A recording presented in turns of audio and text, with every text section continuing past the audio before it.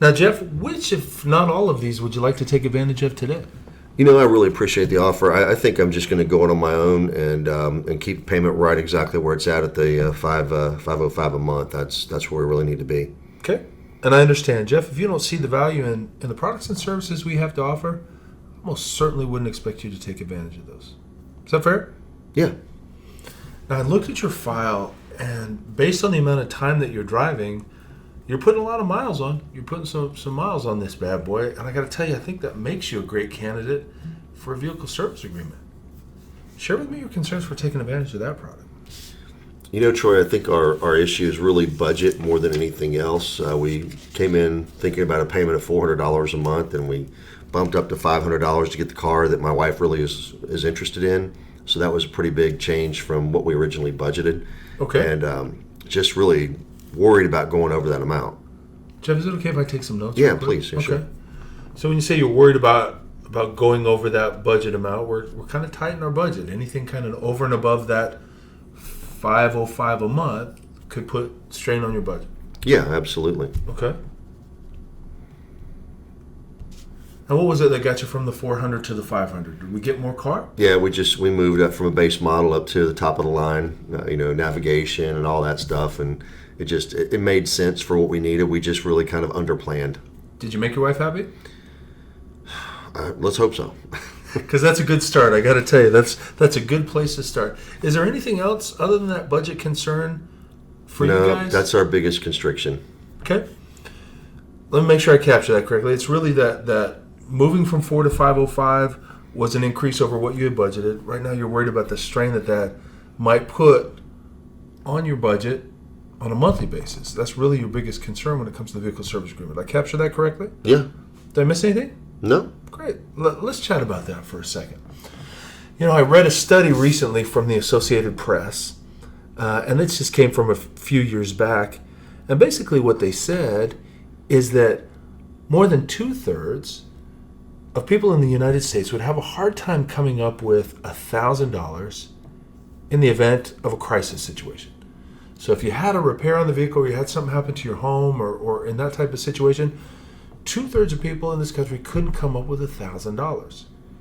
How do you think most people would come up with it today if they were in a bad situation and had to come up with $1,000, for example, for a car repair?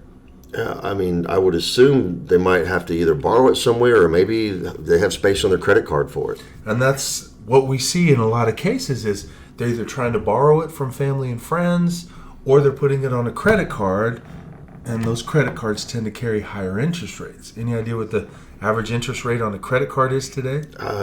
You see offers all over the place, but I'd have to guess it's probably, 15% or something like that. Yeah, and I get those in the mail all the time, and I see them, and they're anywhere from 15% to 24%.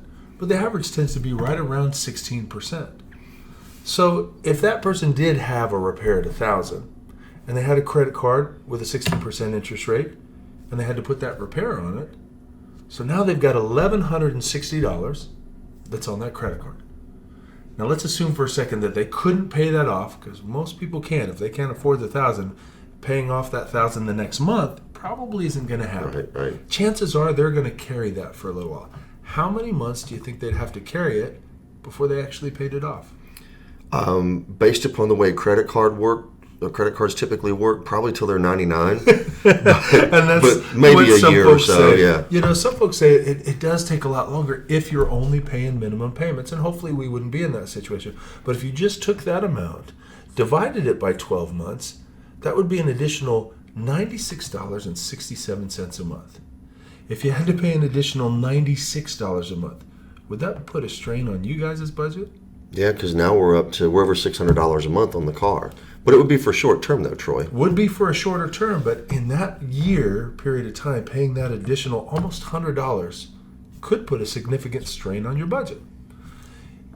If we look at this situation for just $34 a month, we're going to protect you for the next 100,000 miles. So not only do you not have to worry about over the next year, but for the next 6 years, you're going to be covered. Looking at that scenario for $34 a month, does it make sense for you and your family to pay that little bit now instead of the possibility of the big number later? It kind of makes sense, in the event something does happen, and heaven forbid, but that's just one repair too. So I mean, that might repeat. And you're exactly correct. So just $34 a month, which I can include in your monthly payment, you're going to be protected for the next 6 years up to 100,000 miles.